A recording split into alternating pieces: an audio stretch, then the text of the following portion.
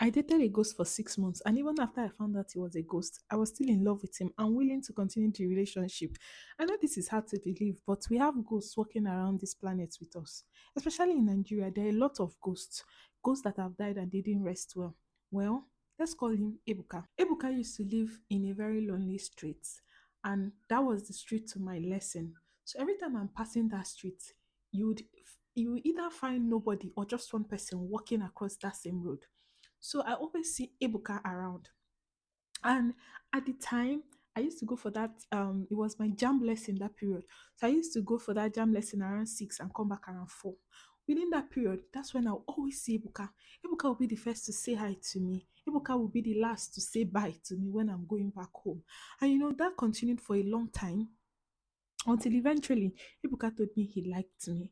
So I mean, what was next? We started the relationship. To be honest, there were a lot of things about him that suggested that he was a ghost, but I wasn't even thinking in that direction. And again, my church, we don't believe in ghosts. We believe that once somebody dies, that's the end, nothing else. After my jam lesson, sometimes I would go to Ebuka's house. Ebuka did not have a single picture in his house. Ebuka never used to talk about any family or any friends. In fact, if me and Ebuka were walking on the road, I was the only one people were talking to. And sometimes I'm like, what is happening? Are these people blind? You know how girls will see you as another lady with a man, and later they come and gist you that, hey, what you they do? And that was like the age I was in. I was still in secondary school. Sometimes my neighbor will be on the road walking, and I will see some of my classmates. None of them will look me in a suspicious manner. Nobody will come and say, Precious, what you they do with man? I used to even fear let my parents not see me with a man. He would always tell me, don't worry, don't worry, don't worry, don't worry. Nothing is happening, nothing is happening. Ebuka looked like someone in his early 30s then. I know, sounds like child abuse, but he looked like someone in his early 30s then. Ebuka never kissed me for one day. Ebuka never hugged me for one day. He would tell me that he does not want to take advantage of me, that he's waiting for me to clock 18 because I was around 17 and few months then.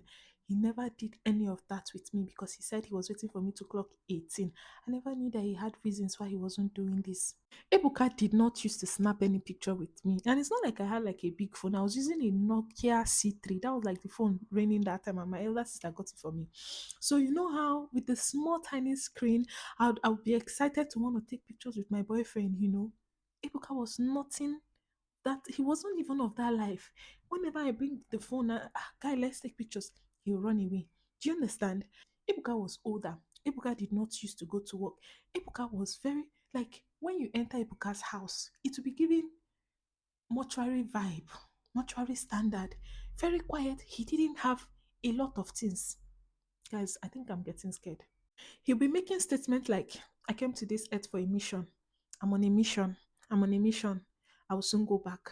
I say, you soon go back. Go back where? Go back where? Strange, strange statements. I'll soon go back. Um, my work will soon be done. Things like that. I'm like, what do you mean by your work will soon be done? Luca was very, very mysterious. One very good afternoon, I was in front of Ebuka's house on my way to the jam lesson. And guess who I saw coming back from work? My mother. I saw my mom approaching. I could not even hide. Like, this was my mom, this was me. Immediately, I said, Good afternoon, ma. I just knew I was going to die. My mom was like, What are you doing here? I said, I'm going to jam lesson. Then why are you standing at a spot? Because I was talking to Ebuka in front of his house on that lonely road.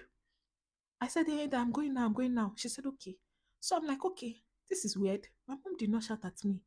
I'm like, Okay, maybe when I get home, I was already prepared for what will happen. She's going to tell my dad he was going to kill me. So I could